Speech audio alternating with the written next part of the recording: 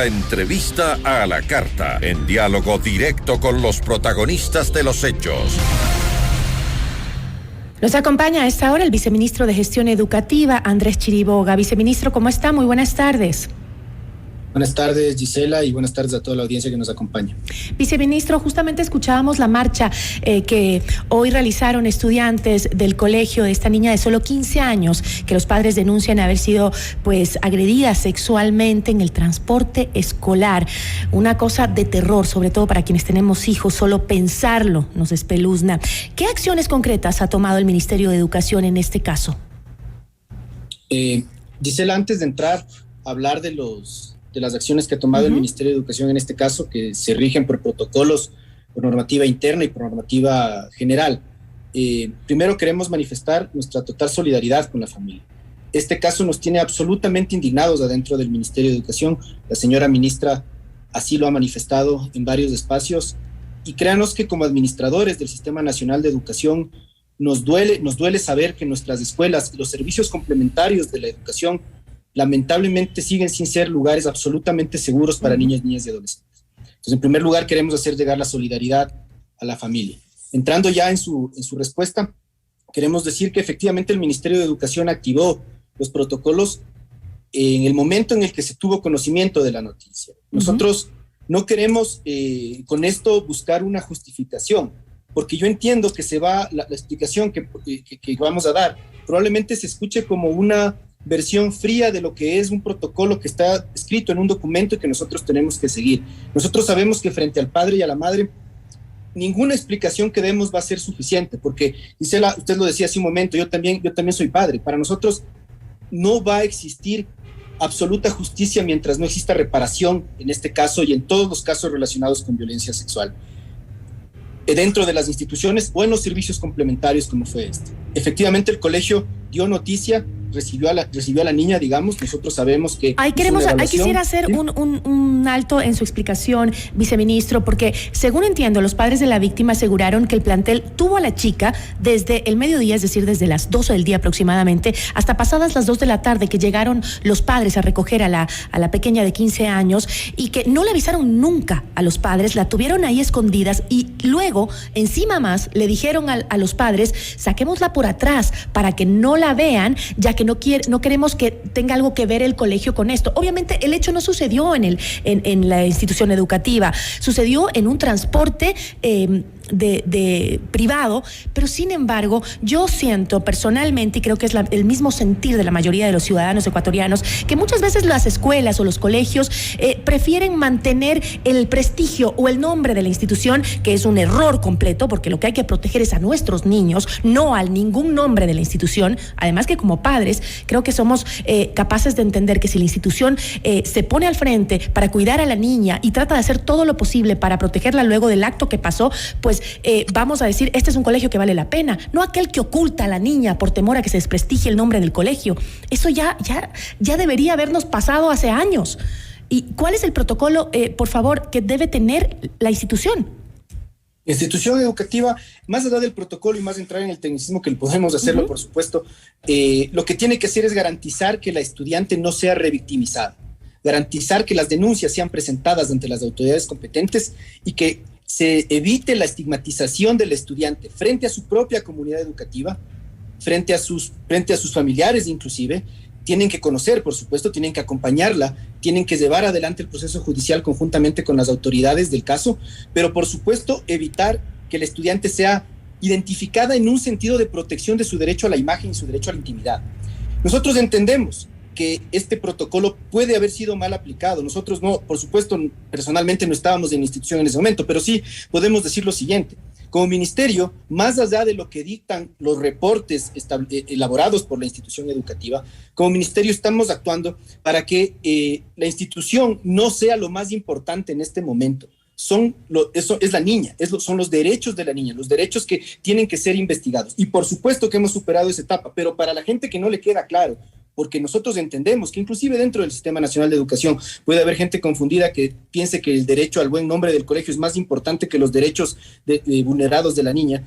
Queremos ser absolutamente enfáticos. Nosotros vamos a seguir adelante en el proceso de protección de la niña, inclusive en contra de quienes defienden, quienes han dicho ya su nombre en los medios de comunicación en ciertos casos, lamentablemente, Gisela, y esto hay que decirlo, el nombre aquí de la abajo, niña. el día de hoy en el ministerio sucedió. No se puede promover que la niña sea identificada por la sociedad. Ella es la víctima. Pero la ley es clara, los niños tienen que estar protegidos. Uno no puede dar el nombre de ninguna mujer que haya sido violentada, peor de una niña. Los niños tienen derechos.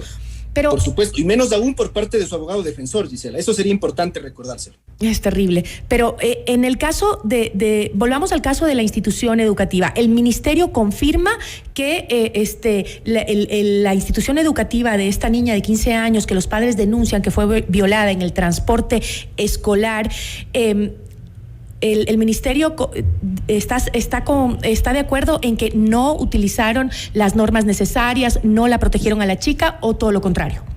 Nosotros creemos que se siguió el protocolo. Nosotros entendemos que esto que está en un papel, que está en un informe, que me dice a mí que se ha seguido, tiene que ser sometido a una revisión por parte de las autoridades internas del Ministerio de Educación. De hecho, ese proceso iniciado el día de hoy, la Junta de Resolución de Conflictos ha iniciado para saber si lo que nos reportó la institución educativa, que es parte del ministerio, pero por supuesto tiene autoridades y funciona con una lógica de institución, efectivamente se ajusta a la realidad. Hemos pedido las bitácoras al 911 para saber en qué momento se realizaron las llamadas avisar a la policía, avisar a la DINAPEN. Nosotros no nos podemos quedar con un documento que nos diga que las cosas se hicieron bien. Eso sería facilista. Lo que nosotros necesitamos es comprobar. Pero la rectora, ¿le negó o no le negó el apoyo a la víctima? La rectora del colegio, ¿le negó o no le negó el apoyo a la víctima?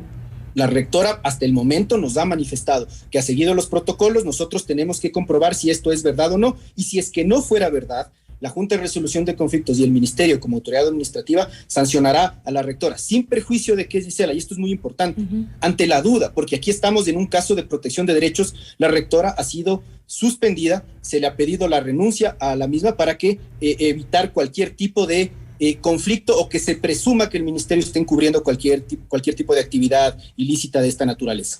Pero como usted lo dice, viceministro, es importante aclarar si se siguió realmente un protocolo, porque ya solo con la denuncia del padre que dice que no le avisaron lo que pasó con su hija, que no le avisaron que fue agredida sexualmente a una niña de 15 años y que la mantuvieron desde las 12 del día a sabiendas que había sufrido esto hasta las 2 de la tarde, ya es una negligencia.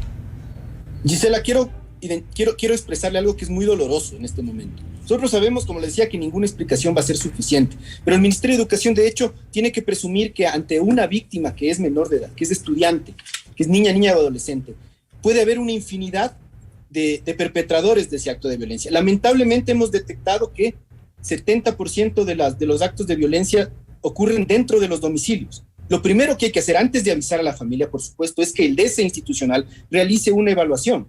Y una vez que se avisa eso, nosotros podemos saber si es que es prudente, si es que es seguro contactar o no a la familia. Esto es algo de lo que no hablamos, porque presumimos que los niños y niñas siempre están seguros en sus casas, y lamentablemente no es así. A ver. Una vez que se identificó, se dio aviso a la familia. Usted me dice, efectivamente pasaron 2 horas, y esto es complicado. Hay que entender que la niña está en un horario vespertino. La niña llegaba a la institución a las 12. No se encontraba todo el día en la institución. El momento en el que llegó, procedió la evaluación, y a la 1:34 de lo que se reporta al Ministerio de Educación, que estamos comprobando. ¿Eso dice el protocolo? Sin la autorización de los padres ni nada, le hacen toda una investigación a la chica sola, sin el apoyo de sus padres. A mí, yo no lo hubiese permitido. Yo no lo hubiese permitido como madre, le digo. Yo entiendo, pero el desinstitucional... Lo primero que debes hacer es que alguien cercano a la niña que ha sido violada, o que se presume que ha sido violada, es que tenga el acompañamiento de alguien cercano. Sería lo más lógico, ¿no? En el momento en el que ingresa la niña a la institución, como yo le decía, en el horario vespertino, a las 12 del día, se reporta esto al desinstitucional, se avisa, se realizan los protocolos de seguimiento psicológico y se avisa a la familia. Yo estoy seguro que no va a haber una respuesta que satisfaga esto, porque a nosotros nos parece que 2 horas es absolutamente inconcebible y es demasiado tiempo.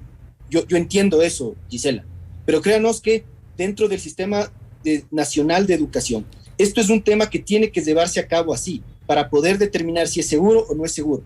Yo y usted estaremos de acuerdo en que nosotros necesitamos la llamada inmediata, pero eso no es lo que dicta el protocolo. Tiene que llevarse adelante esta investigación y 1 hora y 34 minutos después se dio aviso a la policía, se dio aviso a la familia entiendo que llegó, pero a ver, Gisela, que tal vez nos estamos desviando lo más importante, sí. porque no es entrar en un dime y direte con si es que se actuó o no bien. De hecho, se actuó mal.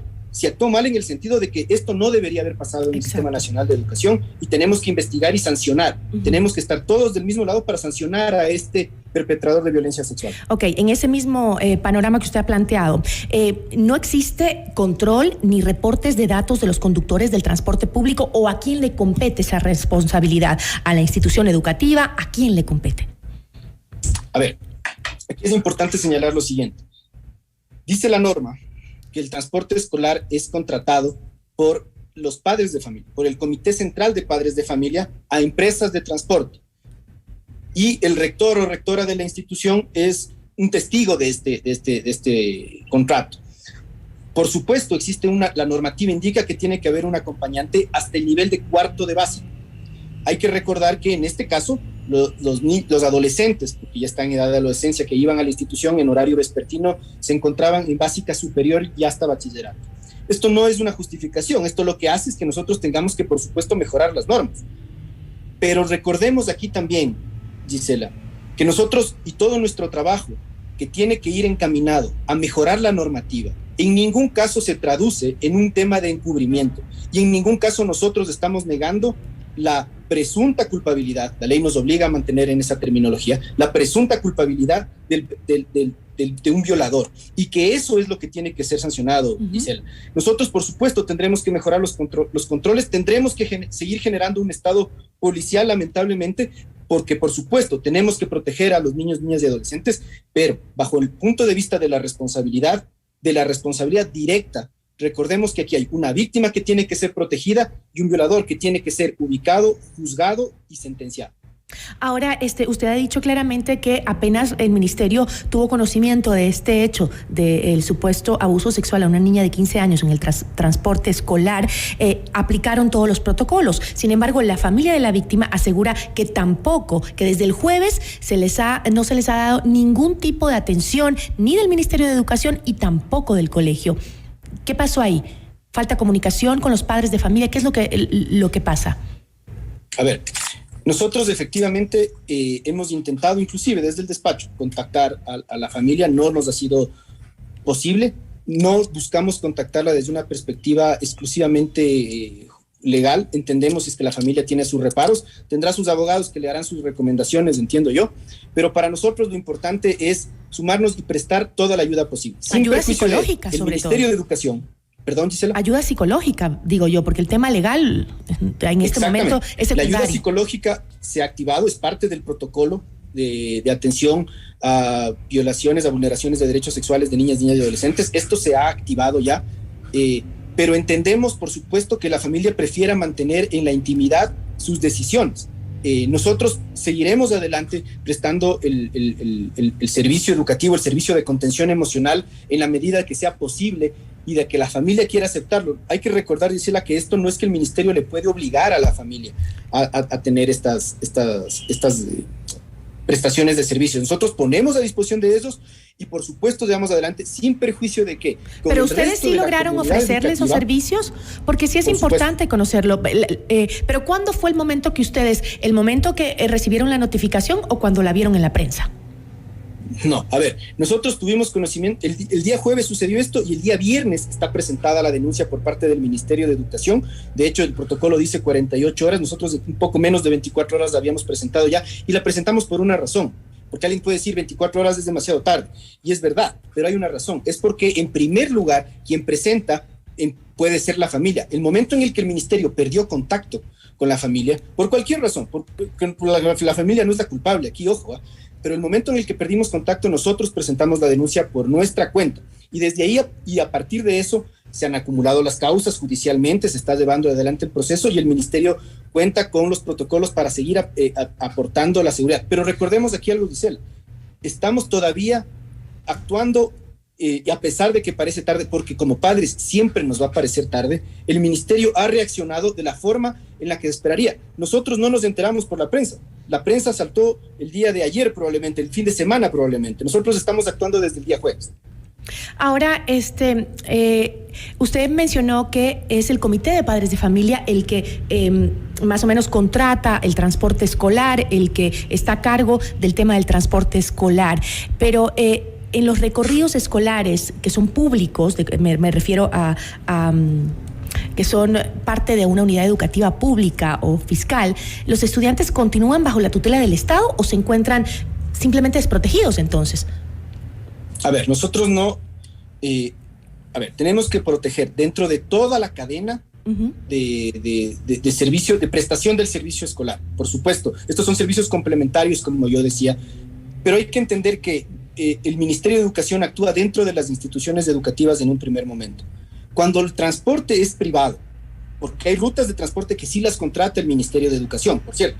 En ese caso, nosotros nos hacemos responsables del 100%, por supuesto, de la decisión del transporte, de que los niños y niñas lleguen a salvo, cuidados a su domicilio. Pero en el caso del transporte escolar, que es contratado por el Comité Central de Padres de Familia, hay que recordar que este es un transporte privado, contratado por privados a privados. Y en este sentido nosotros podemos llevar adelante las acciones que estamos haciendo, es decir, los protocolos de identificación de violencia, en este caso de denuncia, de seguimiento. Estamos esperando a la formulación de cargos para poner una acusación particular, que es lo que nos exige la ley. No la podemos poner todavía, por ejemplo. Entonces, pero eso es lo que podemos realizar. Por supuesto, hay transporte que no es formal, inclusive. Hay familias que se organizan para que una familia en particular les lleve, para que terceros trasladen a sus hijos. Son ámbitos que se escapan al Ministerio de Educación, más aún cuando dentro del Sistema Nacional de Educación tenemos 4.3 millones de estudiantes, dice él. Entonces, evidentemente son campos de acción que nosotros podemos poner la denuncia porque tenemos que activar los círculos de protección de derechos de los estudiantes, pero no podemos estar en cada uno de los transportes escolares. Pero sí podemos ayudar a mejorar la seguridad de nuestros niños, y más ahora que vemos este tipo de cosas. Nada más quisiera saber, sé que no es su ámbito, pero me gustaría conocer si sabe de algo del chofer de este transporte escolar. ¿Fue ya detenido? Entiendo que los nombres los tienen. ¿Cómo va esa investigación? Está absolutamente identificado, la Fiscalía está a cargo y la Policía Judicial entiendo que está realizando las averiguaciones para poder detener lo más pronto posible. Nosotros esperamos que sea inmediatamente, nosotros quisiéramos que ya hubiera sucedido esa detención, por supuesto, pero tenemos que respetar las competencias de las autoridades y tenemos que respetar, por supuesto, todo el mundo quiere saber y eso nosotros entendemos, pero tenemos que guardar cierta reserva para que la investigación no se entorpezca. Bueno, ya es un poquito tarde, ya están las noticias, ya esto lo sabe todo el mundo. Yo creo que ahí en estos casos sí habría que difundir el rostro del chofer y el nombre para que la gente lo identifique y pueda la autoridad llegar pronto a él, porque con la tremenda difusión que ha tenido los medios, tanto digitales como los medios tradicionales, este hombre seguramente ya estará por ahí escondido. Bueno, entiendo que la Policía Judicial estará haciendo lo que le corresponde. No quisiera interferir en la investigación, como le decía. Esperemos que así sea. Le agradezco muchísimo y esperemos también que podamos aportar toda la sociedad en mejorar esos protocolos y esa atención a nuestros niños, que como dice la Constitución son lo más importante. Así es, Gisela. Muchas gracias. Una buena tarde. Andrés Chiriboga, viceministro de Gestión Educativa.